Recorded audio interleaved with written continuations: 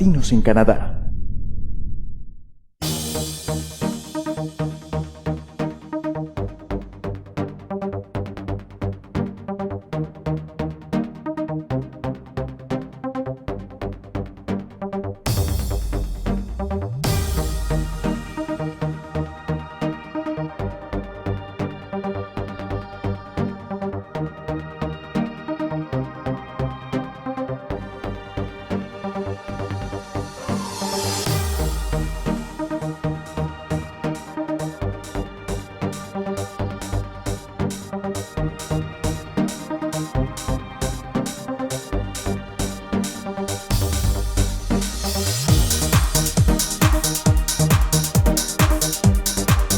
Por la situación política y económica de Perú en ese momento, en el 99, estaba el gobierno de Fujimori, era terrorismo, entonces empezábamos nuestra vida, nos íbamos recién a casar y dijimos, probemos. ¿A qué ciudad llegan a Canadá? A Toronto. Todos llegan a Toronto. Todos llegan a Toronto. ¿Qué hiciste en Toronto? En Toronto estuve estudiando para poder convalidar mi título. Entonces, cuando yo llegué a Canadá, las únicas provincias que daban licencia para dentistas extranjeros, una era Alberta y la otra era Quebec. Pero en Quebec me pedían los mismos exámenes en francés también, y mi francés no es muy bueno, entonces me arriesgué a Alberta y lo logré. ¿En qué año llegas a Alberta? Llego 3 años después, o sea, 2001, 2002. ¿Y en Toronto en esos 3 años qué hiciste? Trabajé de todo. Hice de todo lo que no sabía que podía hacer. Como dentista, para mi sorpresa, no estaba calificado para hacer ningún otro trabajo que no sea ordenar cosas por orden alfabético. Entonces, postulé a agencias de empleos temporales y me contrataban en el tiempo. Los exámenes, en esa época eran 5 exámenes. Y cada examen te lo espaciaban cada 6 meses. Entonces, yo estudiaba duro para pasar el primer examen, daba el primer examen y de ahí empezaba a trabajar. Trabajaba por 3-4 meses en el mailroom del Royal Bank, en Ontario Hydro, en el Seneca College llenando sobres, hecho de todo. Y de ahí, faltando 2 meses más o menos para mi siguiente examen, me ponía a estudiar para el siguiente examen. Y siempre con la esperanza que lo haya pasado el primero, porque si no hubiera tenido que empezar a estudiar para el primero otra vez. Acá no es yo soy el dentista y no puedo hacer este trabajo. Haces de todo. Haces de todo. Por suerte hay bastantes trabajos de oficina que no son tan no te exigen tanto físicamente.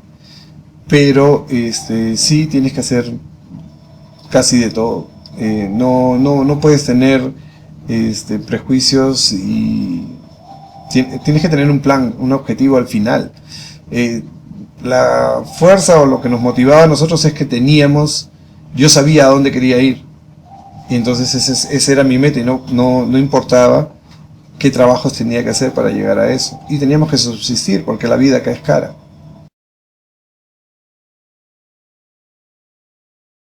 Como papeles tienes que tener todos tus certificados de la universidad, títulos, todo eso. Pero algo importante es inglés. El inglés. El inglés. El inglés porque ese es un gran obstáculo lo que yo he encontrado con la mayoría de amigos que estábamos dando exámenes. Desde el punto de vista profesional y de conocimiento odontológico todos teníamos quizás el mismo nivel, pero algunos teníamos más inglés que otros. Y entonces, porque el primer examen, por ejemplo, en esa época, ahora no sé si ha cambiado, pero en esa época era examen oral. Entonces, si tú no entiendes y no hablas, no lo pasas, por más que sepas la respuesta. Entonces, el inglés es una parte fundamental. Y después, estudiar. Yo estudiaba, yo ya venía siendo dentista, tenía experiencia en Perú, yo enseñaba en la universidad en Perú. Entonces, yo tenía bastante experiencia como dentista. Pero aún así, estuve estudiando desde las 6 de la mañana hasta la 1 de la mañana todos los días para prepararme para los exámenes. Era obsesivo mi estudio. Los documentos que trajiste de la universidad, ¿te exigían, el gobierno canadiense te exigía algo especial? Bueno, traducciones. Todos tienen que ser traducidos. No estoy seguro ahorita, pero los que yo traje eran traducidos por un traductor oficial que los recomendaba a la embajada de Canadá. No sé si ahora se necesita eso. De ahí, básicamente eso, tener todos tus certificados y traducidos. 5. El primer paso, das 2 exámenes escritos. Uno es de ciencias básicas, el segundo era ya de la carrera. Entonces en el primero te preguntaban biología, química, farmacología, y en el segundo examen eran preguntas de periodoncia, prótesis, cirugía. Esos son los 2 escritos. Una vez que pasas esos 2 escritos, pasaba al examen oral. El examen oral eran 2 casos clínicos, un adulto y un niño. Y nos daban historias médicas y teníamos que hacer 3 planes de tratamiento para tratar de solucionar el problema que nos presentaban ahí. Y eso lo tenías que presentar ante un panel de especialistas de la universidad y proponerles sus exámenes. En ese momento, durante el examen, ellos podían cambiarte al paciente, podían cambiarte la situación. O sea, si el paciente tenía asma o el paciente tenía una enfermedad autoinmune, ellos te podían cambiar, entonces, para ver si es que tu plan de tratamiento varía, si es que las enfermedades variaban. Entonces tú tenías que tener conocimiento de todas las posibles alternativas porque en ese momento la cambiaban. Y ahí es cuando digo que el inglés es importante, porque todos esos cambios te los proponían en inglés. Entonces si tú no entiendes, no podías entender la respuesta. Mucha gente lee muy bien el inglés y para el escrito salían muy bien. Pero cuando llegaba a esa parte es en el filtro. De ahí el cuarto examen es un examen práctico en maqueta.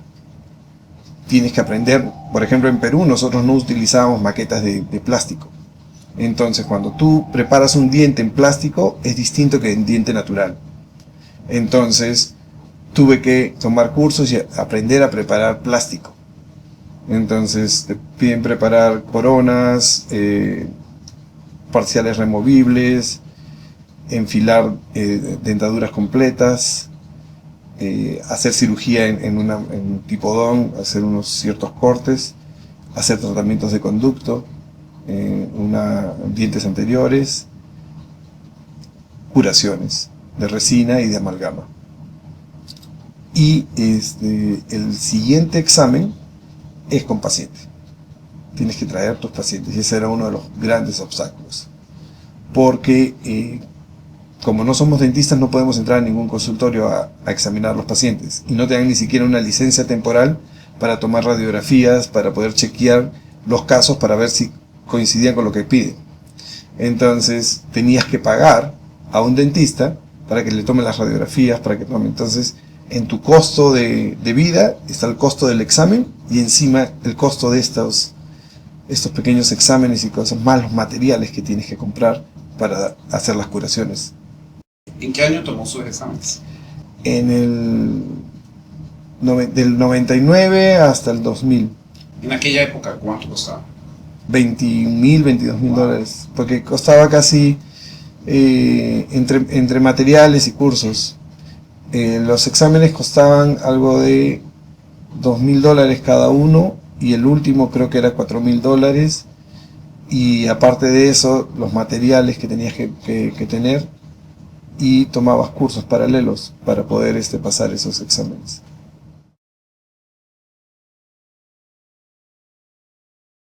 Tiene que ir al Colegio Odontológico de Canadá, al Canadian Dental Association. ¿Dónde queda? En Ottawa. Entonces tienen su website y a través del website está toda la información de qué exámenes están disponibles para dentistas extranjeros, en qué universidades los dan. Porque los exámenes eran tomados en distintas universidades, esa es otra cosa. Yo tuve que ir a venir a Alberta, de ahí Halifax, para dar algunos de mis exámenes, porque dependiendo de las fechas, los daban en distintas universidades, entonces para no perder tiempo tenía que estar viajando para poder hacerlo en ese año, ¿no? El otro reto que yo tenía es que los exámenes los iban a cerrar en 2 años, entonces era o los pasaba o los pasaba. No podía perder ninguno, porque si no ya se cerraba el ciclo.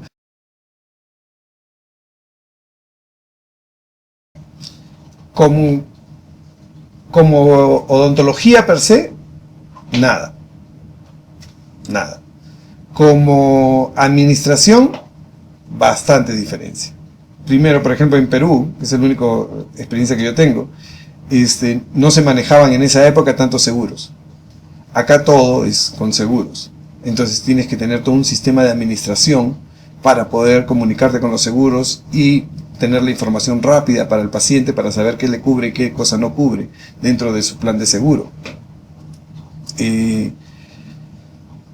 Esa es básicamente la diferencia, la administración.